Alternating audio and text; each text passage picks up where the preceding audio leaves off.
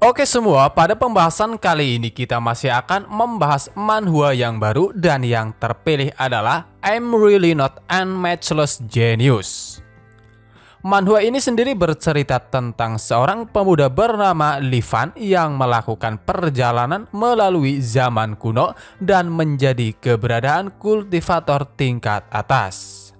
Di dunia itu, para penguasa dari benua lapisan masyarakat memberi penghormatan kepadanya.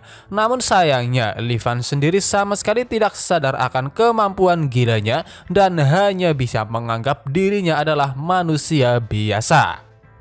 Daripada penasaran, langsung saja kita masuk ke pembahasannya.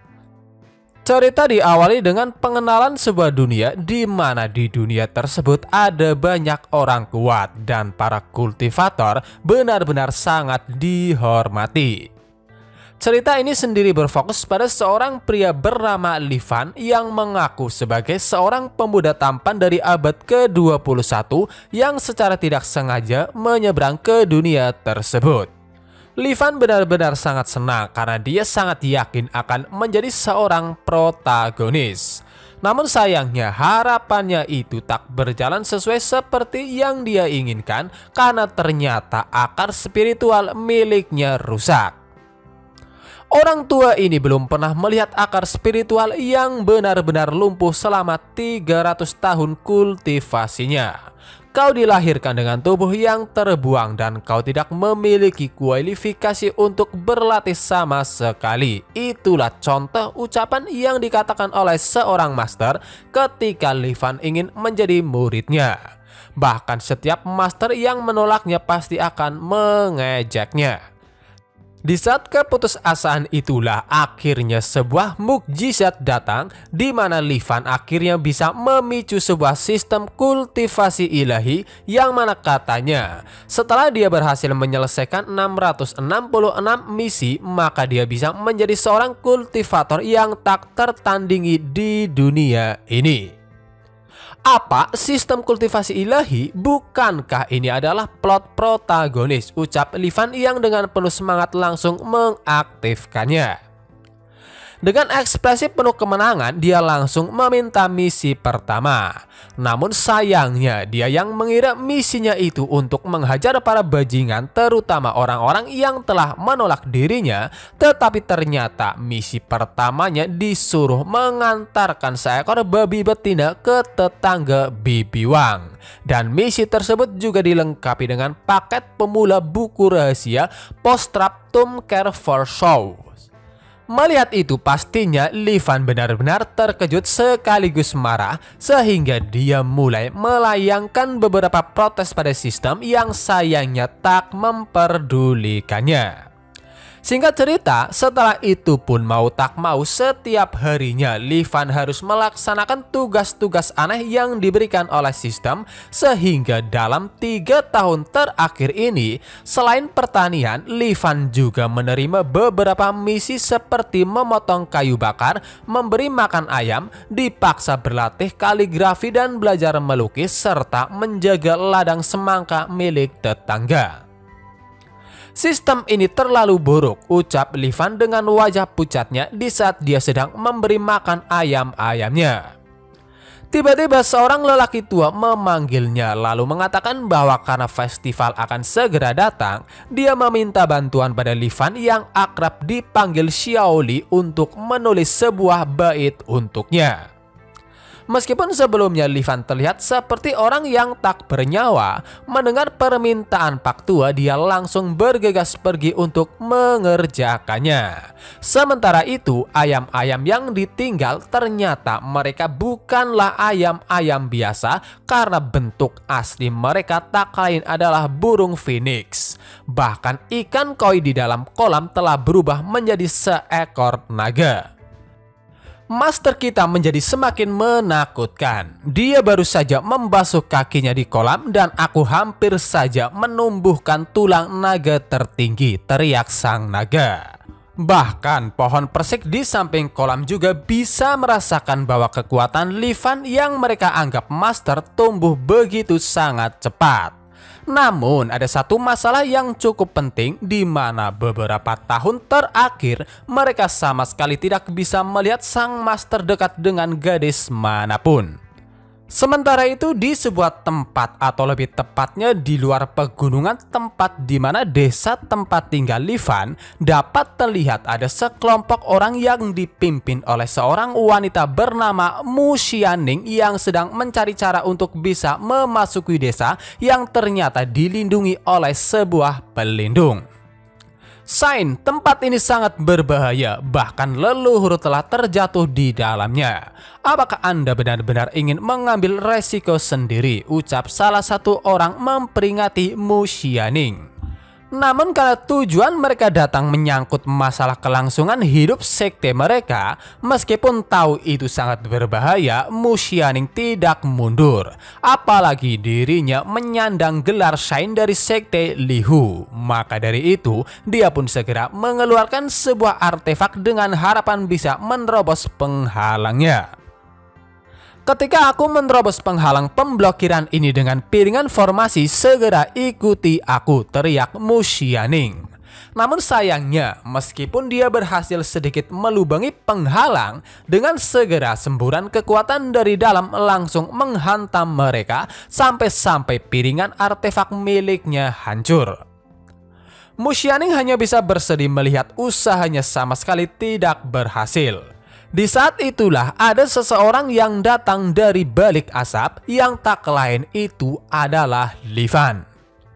Mungkin karena tenaganya sudah terkuras habis, Mu Xianing mulai terjatuh. Tetapi untungnya dia jatuh tepat ke arah Livan yang pastinya membuat Livan sedikit terkejut, apalagi salah satu tangannya bisa merasakan sensasi yang benar-benar sangat lembut.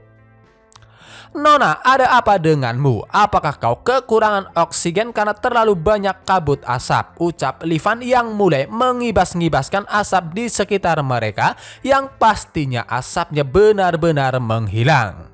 Melihat itu, Mu Xianing hanya bisa terkejut karena dengan santainya Livan mampu menghilangkan semua mekanisme Daoki yang kacau, sehingga yang ada di pikiran Mu Xianing sekarang adalah seberapakah kuat orang ini. Singkat cerita, setelah itu Mu Xianing dan juga rombongannya meminta bantuan pada Livan karena mereka benar-benar menganggap Livan adalah seorang senior yang kekuatannya jauh di atas mereka. Dipanggil seperti itu, Livan bersikeras bahwa dia hanyalah orang biasa. Namun mendengar nama sekte Lihu yang sedikit familiar, Livan lantas bertanya apa yang sebenarnya mereka lakukan di tempat ini dan bagaimana dia bisa membantu. Senior, junior datang sebenarnya untuk mencari manik-manik berwarna hijau tua, ucap Mu Xianing yang berpikir bahwa dia tidak perlu menjelaskannya secara rinci karena itu juga merupakan rahasia dari sektenya. Adapun Livan, dia segera menjawab bahwa dirinya sudah berkali-kali melihat manik-manik seperti itu, yang mana berita tersebut pastinya membuat Mu Xianing sangat senang dan sekali lagi memohon agar Livan memimpin jalan yang benar-benar membuat Livan tidak bisa menolaknya. Sambil memakaikan sebuah jubah, salah satu murid sekte Lihu sekali lagi mencoba bertanya apakah Mu Xianing benar-benar akan masuk karena tempatnya benar-benar sangat berbahaya. Namun karena Mu Xianing telah membulatkan tekadnya, dia hanya mengatakan bahwa demi sekte, dia akan pergi tidak peduli betapa sulitnya itu. Apakah wanita muda ini terlalu manja? Meskipun jalan pedesaan tidak mudah untuk dilalui, tetapi jalanan di sini tidak terlalu sulit dan tidak berbahaya, pikir Livan tanpa mengetahui bahwa desa yang dia tinggali merupakan tempat yang paling berbahaya bagi para kultivator biasa. Baru saja ingin masuk, Mu Xianing dikejutkan oleh energi roh api yang begitu mengerikan dan keterkejutannya serta yang lainnya bertambah karena energi roh api tersebut tiba-tiba menyingkir dengan sendirinya ketika Livan mulai berjalan maju. "Tolong ikuti aku," ucap Li Fan menyadarkan kembali Mu Xianing, sehingga setelah itu pun mereka berdua masuk meninggalkan semua orang yang benar-benar tidak mampu mengikuti. "Aku melihat apa yang kau cari ketika aku sedang memotong kayu di hutan kecil ini. Jadi ayo kita lihat," ucap Li Fan yang membawa Mu Xianing ke sebuah hutan kecil. Lagi-lagi Mu Xianing hanya bisa dibuat terkejut karena hutan yang terlihat biasa di mata Li Fan, tetapi di mata para kultivator khususnya Mu Xianing, hutan kecil tersebut merupakan hutan yang tak seharusnya ada di alam bawah karena semua pohon merupakan pohon abadi 10.000 tahun. Dia bahkan memotong kayu bakar di hutan pohon abadi. Siapakah sebenarnya master ini, pikir Mu Xianing penuh dengan kekacauan sampai-sampai membuatnya hampir jatuh pingsan karena pusing. "Hai, ada apa denganmu?" tanya Li Fan yang dengan sigap menangkap Mu Xianing sebelum akhirnya menyandarkannya di bawah pohon agar bisa beristirahat karena dia mengira Mu Xianing adalah seorang gadis yang terlalu rapuh karena baru berjalan beberapa langkah sudah merasa pusing. Hanya beristirahat di bawah pohon abadi, Mu Xianing bisa merasakan kekuatan spiritual yang sangat segar mengelilingi seluruh tubuhnya. Li Fan yang masih mengira bahwa Mu Xianing kelelahan segera memberikan air putih, yang mana pastinya air putih tersebut bukanlah air sembarangan karena setelah Mu Xianing meminumnya, seluruh tubuhnya dipenuhi dengan kekuatan yang amat besar sampai-sampai dia yang awalnya berada di tingkat 2 ranah Golden Elixir Heavens tiba-tiba meningkat sampai pada akhirnya berhasil menembus tingkat kelima dari ranah Golden Elixir Heavens.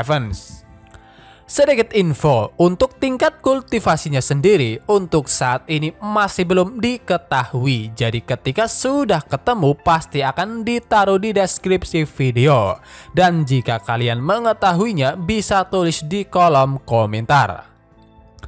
Sadar bahwa tingkat kultivasi Golden Elixirnya sudah lengkap, pastinya Mu Xianing hanya bisa terkejut sehingga dia mencoba mencari tahu apa sebenarnya air yang ada di dalam botol labu. Di sisi lain, Li Fan yang mengira bahwa Mu Xianing benar-benar kehausan segera mempersilahkannya untuk lebih banyak meminumnya, tetapi sayangnya niat baiknya itu langsung ditolak. "Senior pasti sedang mengujiku, jadi jangan biarkan dia berpikir aku adalah orang yang serakah," ucap Mu Xianing dalam pikirannya ketika dia mengembalikan labu minuman. Singkat cerita, setelah itu mereka pun melanjutkan pencarian, dan karena basis kultivasi Mu Xianing telah meningkat pesat, dia akhirnya bisa bangkit kembali. Bahkan kali ini indera spiritualnya juga menjadi lebih tajam yang membuatnya bisa sedikit merasakan nafas dari manik-manik air suci yang sedang dia cari. Baru saja ingin memulainya, benda yang dicari tiba-tiba dengan sendirinya mendekat ke arah Li Fan, yang mana hal itu hanya bisa membuat Mu Xianing tersenyum senang. Namun satu hal yang pasti, dia hanya bisa semakin kagum terhadap Li Fan karena bisa didatangi oleh manik-manik air suci yang pada dasarnya selalu mencari perlindungan dari yang kuat. Li Fan segera menyerahkan manik-manik tersebut kepada Mu Xianing. Meskipun awalnya terkejut, setelah menerimanya Mu Xianing tak henti-hentinya berterima kasih, yang membuat Li Fan sedikit tersipu malu. Karena sudah tak ada urusan lagi, Mu Xianing memutuskan untuk kembali. Namun begitu dia keluar dari penghalang, dia langsung menerima sebuah laporan mendesak di mana tampaknya Sekte Api telah datang untuk menghancurkan Sekte Lihu. "Wei Yushan, kau tak bisa mengelak dari Sekte Api. Kau adalah satu-satunya yang tersisa di alam jiwa yang baru lahir. Jadi kenapa kau harus bertarung melawan Sekte Apiku?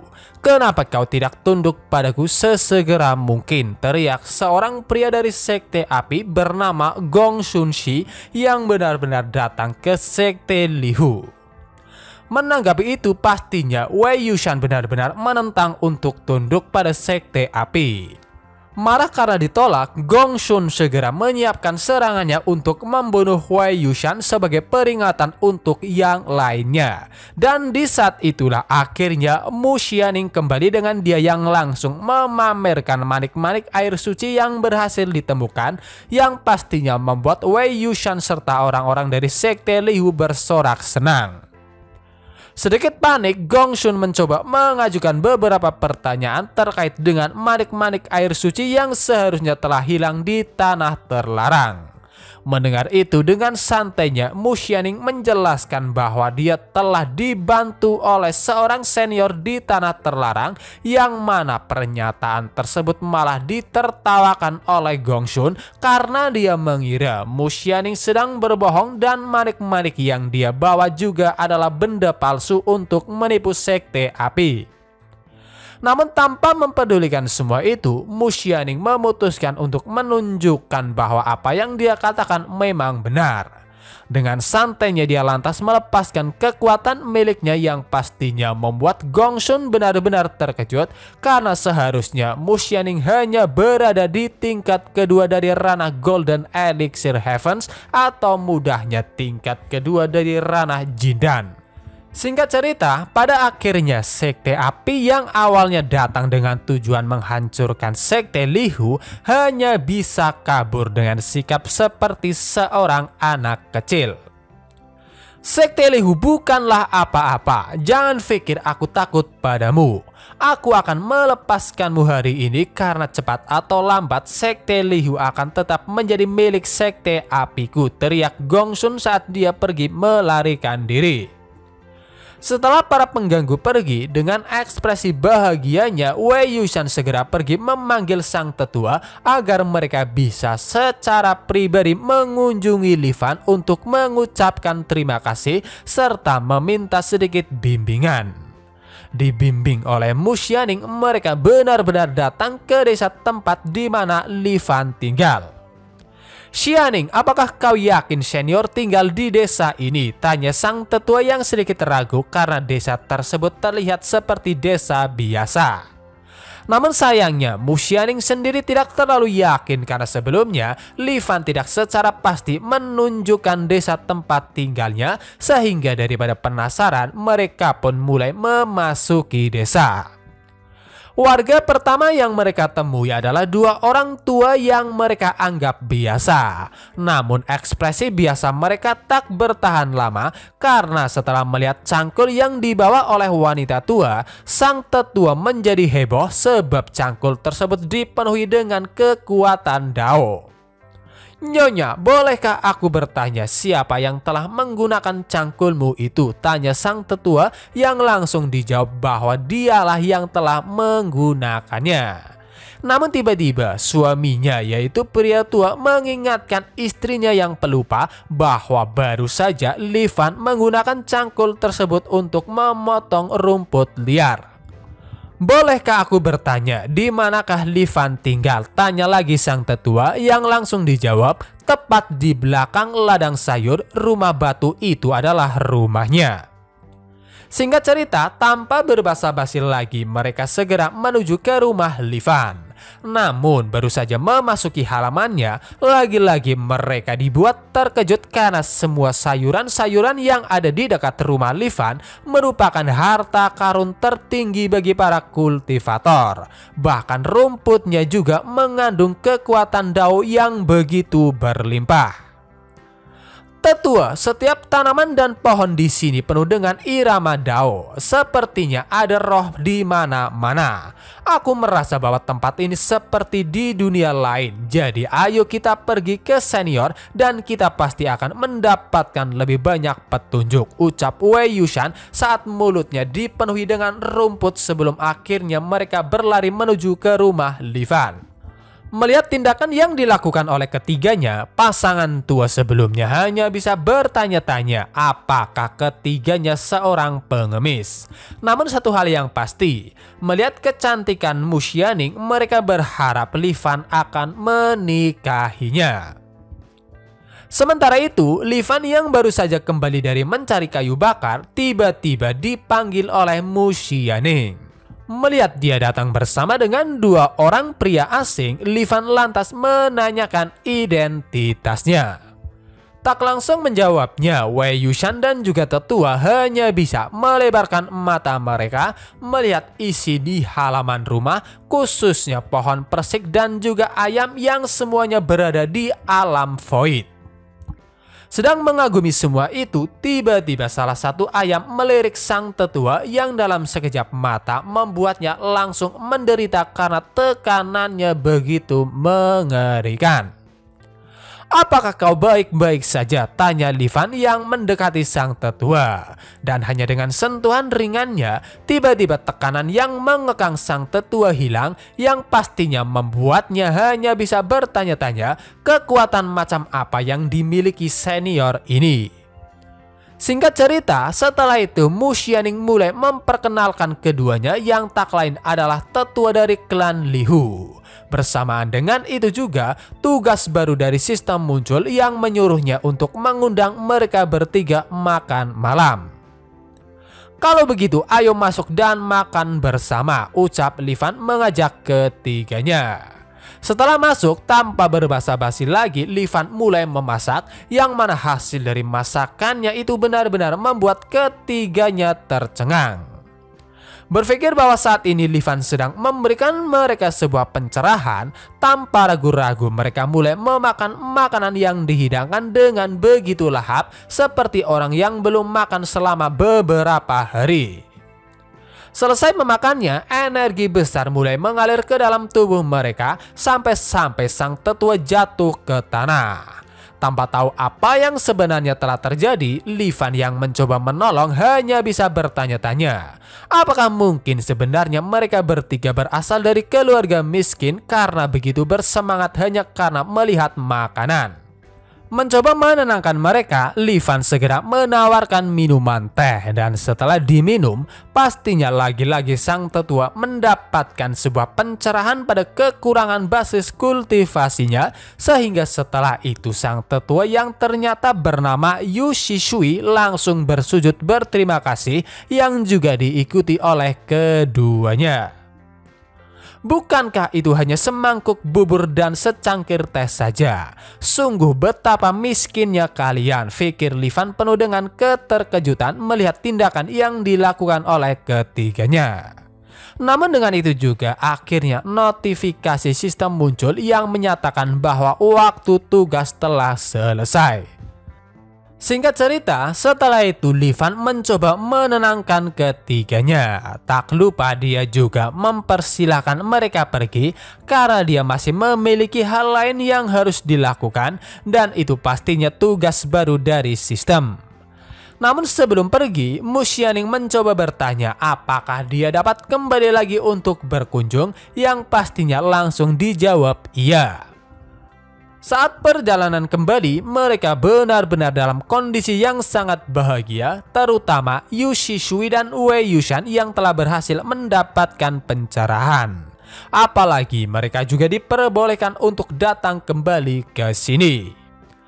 Baru saja keluar dari desa, ternyata mereka sudah ditunggu oleh seseorang, dan itu tak lain adalah Gong Xun yang sebelumnya datang mengacau. "Yu Shishui, tidak ada gunanya berlari kemanapun. Hari ini kau harus tunduk pada sekte apiku atau mati," teriak Gong Xun dengan ekspresi penuh percaya diri. Tak mungkin menurut Yu Shishui, Wei Yushan, dan Mu Xianing mulai menyiapkan diri untuk melawan, yang mana hal itu hanya bisa membuat Gong Xun penasaran dengan sosok yang tinggal di desa, karena setelah keluar dari desa, Yu Shishui dan Wei Yushan tiba-tiba sudah berada di tahap nafas kesempurnaan. Tanpa memperdulikan itu semua, Gong Xun akhirnya mulai menyiapkan serangannya untuk membunuh ketiganya.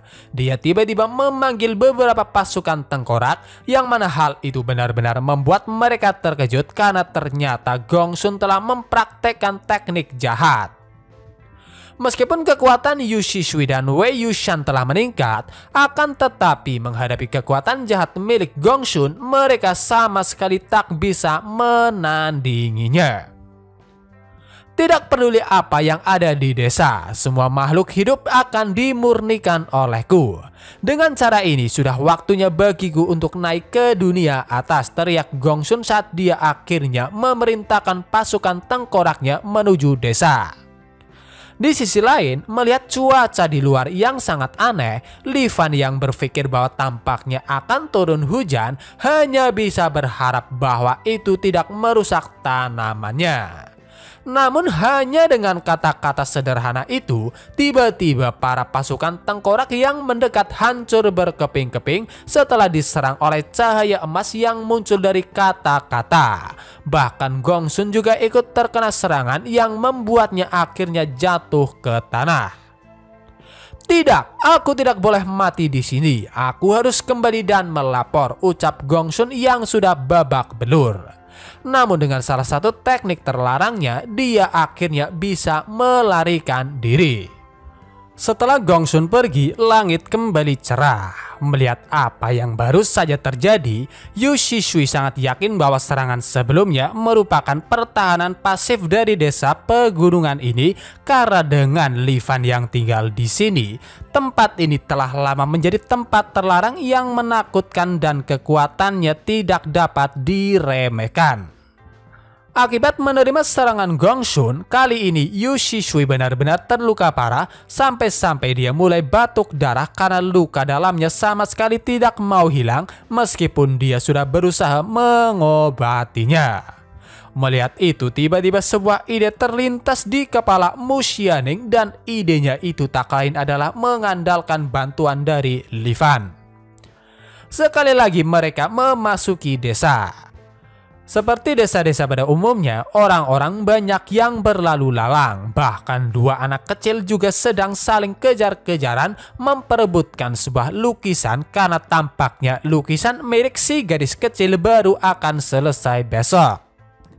Ternyata lukisan yang dibawa oleh bocah tersebut menarik perhatian Yu Shishui sehingga dia pun langsung menghentikan mereka dan bertanya, "Bolehkah aku tahu dari mana asal lukisan di tanganmu itu?" Yang langsung dijawab bahwa lukisan tersebut merupakan pemberian dari kakak Li Fan.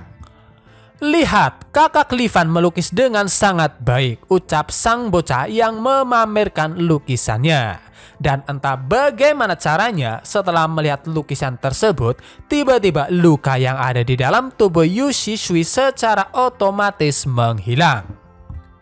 Matahari yang begitu kuat, di depan lukisan ini semua kejahatan terasa menghilang. "Aku merasa seperti semua luka di dalam tubuhku sembuh," ucapnya. Singkat cerita, setelah itu untuk sementara waktu mereka sedikit mengobrol, yang mana intinya Wei Yushan menyimpulkan bahwa kemungkinan besar Li Fan telah memperhitungkan bahwa mereka akan terluka oleh kejahatan. Sehingga anak kecil yang membawa lukisan bukanlah sebuah kebetulan. Selain itu, Yu Shishui sangat yakin bahwa alasan Gongsun bisa pergi dengan selamat itu semua karena Li Fan sengaja membiarkannya pergi. Karena penasaran dengan tujuan Li Fan melakukan itu, Mu Xianing mencoba bertanya apa alasannya. Namun sayangnya Yu Shishui dan Wei Yushan sama sekali tidak mengetahuinya dengan alasan bahwa mereka belum memiliki kualifikasi untuk mengetahuinya.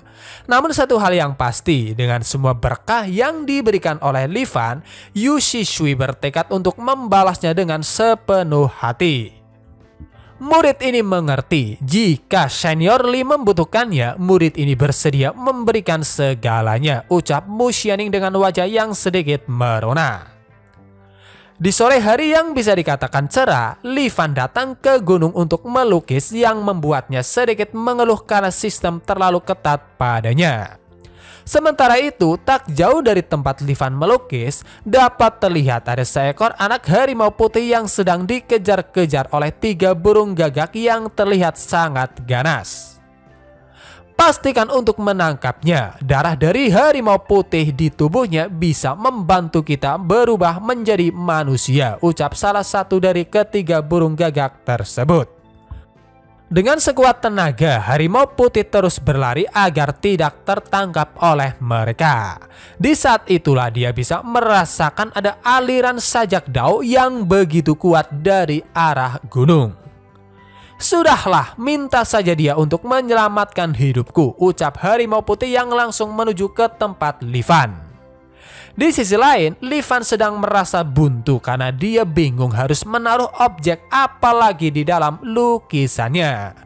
Di saat itulah 3 burung gagak yang sebelumnya mengejar harimau putih lewat, sehingga tanpa berbasa-basi lagi dia langsung menambahkan 3 gambar burung tersebut yang entah mengapa ketiga burung yang digambar tersedot ke dalamnya. Ketiga burung itu terbang begitu cepat," ucap Li Fan tanpa mengetahui apa yang sebenarnya telah terjadi. Adapun harimau putih, pastinya dia hanya bisa terkejut karena 3 burung gagak yang bisa dikatakan makhluk dewa yang melampaui alam void dengan mudahnya tergambar di dalam sebuah lukisan. Tak ingin bernasib sama, dengan cerdiknya harimau putih mulai melakukan sesuatu di mana dia tiba-tiba berubah bentuk menjadi seekor kucing yang imut. "Aku dengar manusia tidak bisa menolak trik ini, jadi biar aku coba," pikir harimau putih saat dia mendekati Li Fan. Melihat seekor kucing tiba-tiba muncul, Li Fan mencoba menyentuhnya sebelum akhirnya dengan ganasnya dia mulai membelai kucing tersebut karena menurutnya itu sangatlah lucu. Adapun harimau putih yang kini telah menjadi seekor kucing putih hanya bisa merasa nyaman karena setiap sentuhan yang dilakukan oleh Li Fan mengandung nafas dao yang sangat kuat. Li Fan yang benar-benar ingin membawanya pulang, akhirnya sistem mengabulkan permintaan tersebut karena tiba-tiba ada misi baru yang menyuruhnya untuk mengadopsi kucing putih sebagai hewan peliharaan. Sesampainya di rumah Li Fan, kucing putih yang dinamai Xiao Bai oleh Li Fan hanya bisa berkeringat dingin melihat rumah tersebut dipenuhi dengan begitu banyak sosok menakutkan. Bahkan hanya dengan menerima tatapan dari seekor ayam, Xiao Bai sampai terjatuh karena terkejut, yang untungnya juga langsung ditangkap oleh Li Fan. Dipeluk oleh Li Fan, Xiao Bai bisa merasakan perasaan aman karena tekanan yang dirasakan sebelumnya benar-benar telah menghilang, sehingga setelah itu dia juga segera memberitahu semua makhluk yang ada di rumah Li Fan bahwa mulai hari ini dan seterusnya dia akan menjadi sahabat mereka. Adapun Li Fan, dia yang mengira Xiao Bai jatuh karena kelaparan, segera memberikan sebuah makanan yang pastinya langsung dimakan dengan sikap yang benar-benar sangat imut, sampai-sampai membuat Li Fan tersihir oleh keimutannya. "Apa yang terjadi? Mungkin aku sudah terlalu lama menjomblo," pikir Li Fan penuh dengan kebingungan. Malam harinya, ketika Li Fan sedang tertidur, Xiao Bai mencoba mendekatinya. Bahkan dia sampai bertransformasi menjadi seorang wanita cantik dan segera mengecek Li Fan yang benar-benar memiliki aroma Dao Qi yang begitu kuat. Bisa merasakan ada seseorang di dekatnya, Li Fan sedikit terbangun. Namun sayangnya, dia hanya bisa menganggap bahwa itu semua hanyalah mimpi, sehingga dia pun melanjutkan tidurnya. Adapun Xiao Bai, dia yang bisa merasakan bahwa aura yang dipancarkan oleh Li Fan semakin kuat, segera masuk ke dalam selimut untuk tidur bersama dengan tuan barunya. "Jika aku tinggal di lingkungan ini setiap hari, aku bisa berubah menjadi binatang berdarah murni hanya dengan tidur bersamanya. Aku akan baik-baik saja, jadi kau harus menjagaku dengan baik, tuan," ucap Xiao Bai dalam pikirannya. Sementara itu di sekte Lihu dipimpin oleh Yu Shishui, saat ini mereka sedang melakukan sebuah pembicaraan penting berkaitan dengan Li Fan. Inti dari pembicaraan itu sendiri, Yu Shishui sangat yakin bahwa Li Fan sedang memainkan sebuah permainan catur. Dia membiarkan kita maju ke ranah pengalihan atau distraction untuk membuat kita menjadi pionnya. Gong Xun pasti telah membuat senior Li marah. Akan sangat memalukan bagi senior untuk membunuhnya secara langsung. Jadi kita harus memainkan peran sebagai pion dan menyatakan perang terhadap Sekte Api, ucap Yu Shishui menyatakan perang tanpa sepengetahuan Li Fan. Beberapa hari kemudian, mendengar berita tentang Sekte Lihu yang menyatakan perang melawan Sekte Lian atau Sekte Api, secara pribadi putri ketiga dari Kerajaan Api yang bernama Hu Ling-er mendatangi Sekte Lihu karena dia benar-benar sangat penasaran dengan rumor yang mengatakan bahwa Sekte Lihu telah kembali dari situasi putus asa, sehingga dia sangat yakin mereka pasti telah mendapatkan beberapa teknik rahasia dari seorang master. Hu Ling-er dari Kerajaan Api ada di sini untuk mengunjungi Sekte Lihu, ucap Ling-er memberikan salam kepada Yu Shishui yang secara pribadi menyambutnya dengan ditemani oleh Wei Yushan dan Mu Xianing. Setelah menyapa balik, Yu Shishui langsung bertanya tentang tujuan Ling-er datang. Kemudian secara perlahan Ling-er mulai menjelaskan tentang tujuannya, yang mana itu berhubungan dengan kejadian aneh baru-baru ini yang terjadi di pegunungan Cagli. Intinya dari apa yang dijelaskan oleh Ling-er, semua kerusakan yang terjadi di Gunung Cagli tampaknya berhubungan dengan pemujaan terhadap dewa-dewa jahat dan praktek sihir oleh Sekte Api. Oleh karena itu, sehubungan dengan fakta tentang Sekte Api yang telah mendominasi selama beberapa hari, namun tiba-tiba Sekte Lihu berani menentangnya, Ling-er sangat yakin bahwa Sekte Lihu memiliki seorang ahli yang membantu dari belakang. Aku juga ingin meminta ketua Sekte Lihu untuk memperkenalkan master tersebut kepadaku dan mengajari orang-orang dari Kerajaan Api, tambah Ling-er dengan beberapa bawahannya yang ikut memohon. Mendengar itu, Yu Shishui diliputi dengan perasaan yang sangat senang karena dia merasa sebagai seorang pion, tindakannya menyatakan perang terhadap Sekte Api benar-benar sesuai dengan jalan permainan Li Fan. Maka dari itu, dia yang yakin tidak apa-apa membawa sang putri untuk berkunjung, segera menyetujui permintaan Ling-er. Bagus, Sekte Lihu harus melakukan bagiannya untuk rakyat biasa. Aku bisa meminta Mu Xianing untuk membawamu ke sana untuk bertemu senior Li, ucap Yu Shishui yang benar-benar membuat Ling-er sangat senang. Singkat cerita, dengan menaiki kapal terbang, Mu Xianing dan Ling-er segera pergi menuju ke tempat Li Fan. Dalam perjalanan, Mu Xianing sedikit membicarakan tentang Li Fan, bahkan Ling-er mencoba bertanya apa yang disukai oleh Li Fan karena dia berpikir lebih baik membawa sesuatu ketika datang berkunjung, yang langsung dijawab bahwa itu tidak perlu. Tiba-tiba ada sebuah kapal terbang yang menghadang perjalanan mereka, dan ternyata pihak lain merupakan kelompok yang dipimpin oleh kakak Ling-er, yaitu putri kedua dari Kerajaan Api yang bernama Hu Xuan. Hu Ling-er, serahkan cincin Xuan Hu kepadaku secepatnya, teriak Hu Xuan. Ditanya tentang tujuan menginginkan cincin Xuan Hu, setelah itu Hu Xuan mulai mengoceh, yang mana inti dari ocehannya itu berhubungan dengan perubahan di Gunung Cagli yang diyakini bahwa semua itu merupakan tanda-tanda bahwa harta karun Kerajaan Hu atau Kerajaan Matahari yang terkubur akan segera muncul, sehingga Hu Xuan memerlukan cincin Xuan Hu untuk bisa mendapatkannya.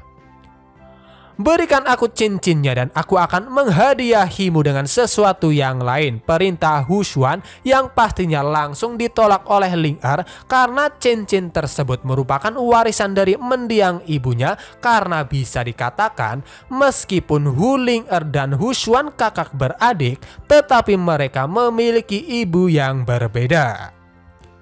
Tiba-tiba salah satu pengawal Hu Xuan ikut dalam pembicaraan membela nonanya yang katanya hanya meminjam cincin Xuan Hu sebentar dan akan mengembalikannya nanti.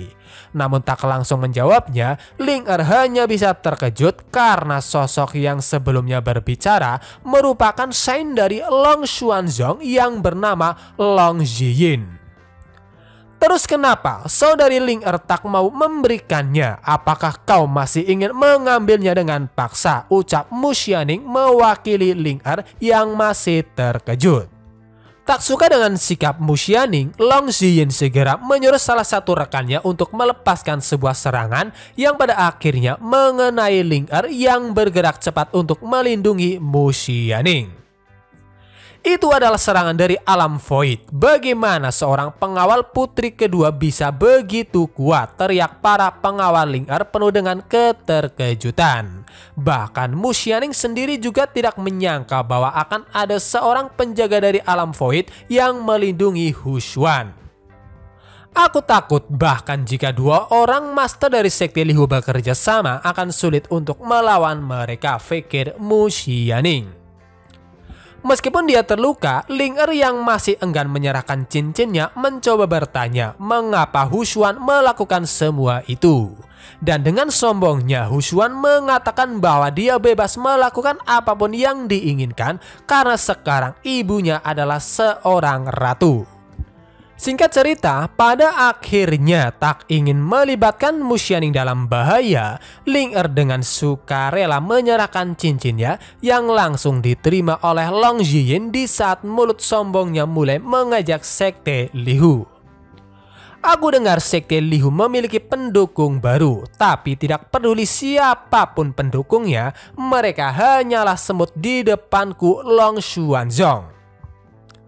Masih menahan rasa sakitnya, Ling Er mencoba bersikap tegar di hadapan Mu Xianing dengan alasan bahwa setelah ibunya meninggal, kejadian seperti itu sering terjadi padanya. Di sisi lain, Mu Xianing mencoba menenangkan Ling Er dengan mengatakan bahwa semuanya pasti akan baik-baik saja karena bahkan jika itu adalah Long Ziyin, tidak mungkin dia pantas menjadi lawan Li Fan. Senior Li pasti akan membantu temukan semua keadilan yang hilang, tambahnya. Kembali lagi ke Li Fan. Di saat dia sedang mengagumi lukisannya sendiri yang sedang dia bereskan, ada seseorang yang memanggil dan itu pastinya adalah Mu Xianing yang datang bersama Ling Er. Melihat sosok Li Fan, Ling Er mencoba menyapanya, namun karena tubuhnya lemah, dia mulai terjatuh ke depan yang untungnya ditangkap oleh Li Fan. Ada apa dengan gadis ini? Mengapa dia menangis? Tanya Li Fan. Menanggapi itu, Mu Xianing lantas menjelaskan bahwa saudari Ling Er baru saja diganggu oleh orang jahat dan barang peninggalan ibunya bahkan sampai diambil. Mendengar itu pastinya Li Fan hanya bisa bersimpati dan menganggap bahwa dunia luar benar-benar sangat berbahaya. Dalam rangka untuk menghibur Ling Er yang sedang bersedih, tiba-tiba Li Fan mengeluarkan sebuah sapu tangan dengan niat agar Ling Er bisa menghapus air matanya.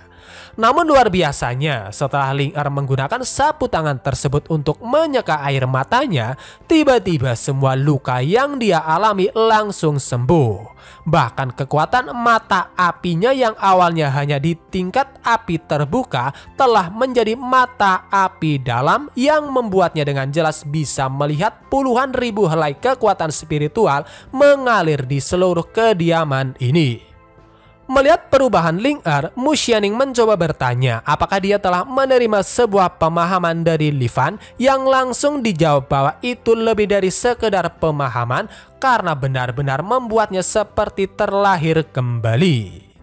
Dengan segera, Ling Er mengucapkan terima kasih pada Li Fan yang membuat Li Fan sendiri berpikir bahwa kehidupan Ling Er benar-benar sangat menyedihkan karena terlihat benar-benar sangat bersyukur hanya karena menyeka air matanya dengan sebuah sapu tangan. Singkat cerita, setelah itu Li Fan mengundang mereka berdua masuk ke rumah yang sedikit berantakan karena sebelumnya dia sedang membereskan lukisannya. Namun tanpa mempedulikan semua itu, begitu mereka masuk, mata Ling Er dan Mu Xianing langsung tertuju pada lukisan-lukisan yang dipajang karena bagi mereka, semua lukisan-lukisan tersebut merupakan benda suci karena mengandung aliran sajak Dao yang begitu kuat. Senior Li benar-benar master terkuat yang pernah kulihat, ucap Ling Er penuh dengan kekaguman setelah dia bisa merasakan kekuatan dahsyat yang terkandung di dalam lukisan. Itu hanyalah beberapa lukisan, jadi kenapa kalian begitu terkejut? Atau apakah kemampuan menggambarku benar-benar hebat? Ucap Livan dalam pikirannya setelah dia melihat tingkah laku keduanya. Sedang memikirkan semua itu, tiba-tiba notifikasi sistem muncul yang menyuruhnya untuk memberikan sebuah hadiah kepada Ling-Er. Namun karena dia sama sekali tidak memiliki uang untuk membeli hadiah, pada akhirnya Livan memutuskan untuk memberikan salah satu lukisannya sebagai hadiahnya. Karena kau sangat menyukai lukisanku, maka ambillah salah satunya. Anggap saja ini adalah hadiah dariku. Jika ada kesulitan di masa depan, lukisan ini mungkin berguna untukmu, ucap Livan yang pastinya hal itu benar-benar membuat Ling-Er terkejut. Meskipun awalnya sedikit ragu, setelah Mu Xianning meyakinkannya, dengan senang hati Ling-Er menerimanya. Dan tak lupa dia juga mengucapkan rasa terima kasihnya yang malah ekspresi senangnya disalahartikan oleh Livan.